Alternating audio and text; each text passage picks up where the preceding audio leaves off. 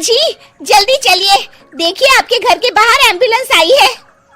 गायत्री भागती हुई दरवाजे पर आती है। तभी उसकी बहू चांदनी को एम्बुलेंस से बाहर लाया जाता है। हे भगवान, ये मेरी बहू को क्या हो गया? एक्सीडेंट हो गया माँ जी। अरे लेकिन ये कैसा एक्सीडेंट है? चोट तो कहीं नजर नहीं आ रही।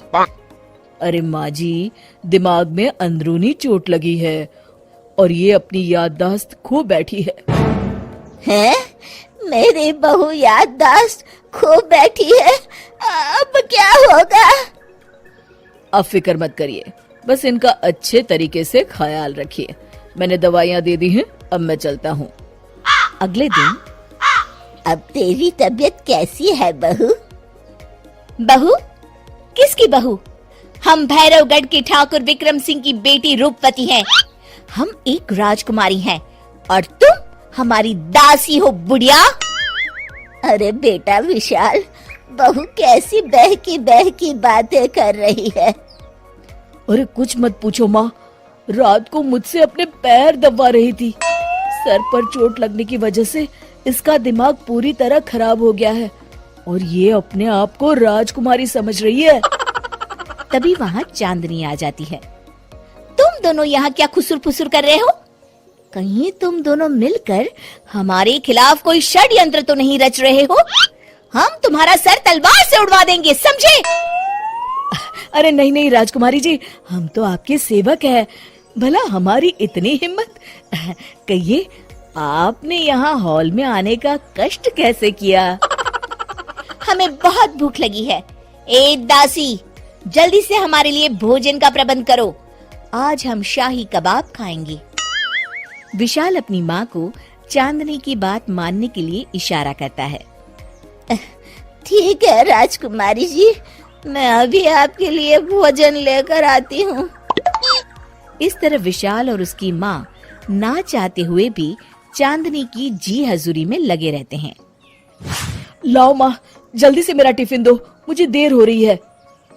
अरे ठहर जा, जरा दम तो लेने दे मुझे। सारे घर का काम मुझे अकेली को करना पड़ता है। तेरी बीवी तो राजकुमारी बनी बैठी है, सारा दिन हुक्म चलाती रहती है। अरे माँ, मेरा भी तो यही हाल है। फिलहाल तुम मेरा टिफिन दे दो, मैं चला। रुको, कहाँ जा रहे हो? अरे मर गया रे, ये कहाँ से आ धमकी? आज हमारा जुहू चौपाटी घूमने का मूड है और हमें अपने लिए नई साड़ियाँ भी खरीदनी है। चलो जल्दी से अपना वाहन निकालो और हमें ले चलो। अरे अब तो मैं गया काम से। अगर आज मैं वक्त पे ऑफिस नहीं पहुंचा तो मेरा बॉस मुझे नौकरी से निकाल देगा। मरता क्या न करता।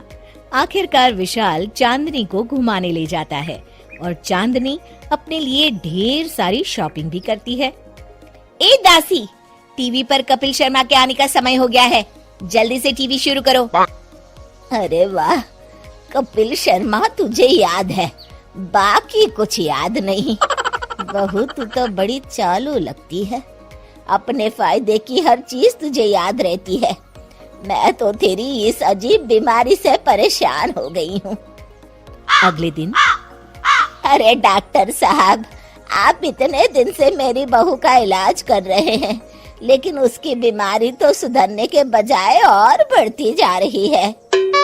अरे माँ जी, ये दिमागी बीमारी है, बेचारी की याददाश्त चली गई है, वापस आने में थोड़ा वक्त तो लगेगा ही ना। गायत्री डॉक्टर से बात कर ही रही होती है कि तभी उसकी पुरानी सहेली शीला वहाँ आ जाती है। शीला को देख अचानक डॉक्टर घबरा जाते हैं। अच्छा माँ जी, मुझे एक मरीज को अर्जेंट देखने जाना है, मैं चलता हूँ। ये कौन था? अरे अब क्या बताऊं शीला, एक एक्सीडेंट में मेरी बहू की याददाश्त चली गई है। ये डॉक्टर उसका इलाज कर रहा है। ये डॉक्टर कब से बन गया? अरे ये तो चमन पान वाले का लड़का है, सारा दिन नौटंकी करता रहता है। अच्छा तो ये बात है, अब मैं समझी। मेरी बहू और ये पान वाले का लड़का दोनों मिलकर मुझे बेवकूफ बना रहे थे। चल तू मेरे साथ। गायत्री शीला को एक बड़ा सा डंडा हाथ में देकर अपनी बहू चांदनी के कमरे में ले जाती है। बहू, ये मेरी सहेली है, एक डॉक्टर है। इसने तेरे जैसे न जाने कितनों का इलाज 2 मिनट में कर दिया है। इसका कहना है कि सर पर जहाँ चोट लगी हो, अगर उसी जगह दोबारा किसी बड़े डंडे से जोर से मारा जाए तो मरीज की याददाश्त वापस आ जाती है।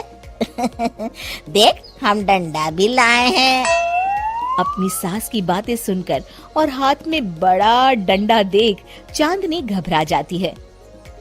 अरे बाप रे, मैं तो फंस गई। इस डंडे की एक बार की वार से ही मैं तो चारों खाने चित हो जाऊंगी। अब क्या करूं, क्या करूं, क्या करूं?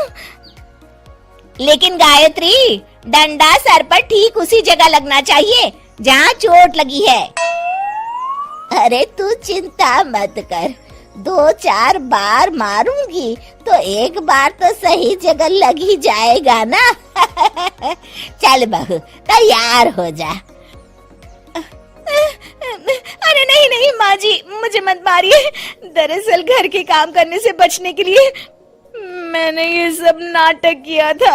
मुझे माफ कर दीजिए, मैं कान पकड़ती हूँ। दोबारा ऐसी गलती कभी नहीं करूंगी।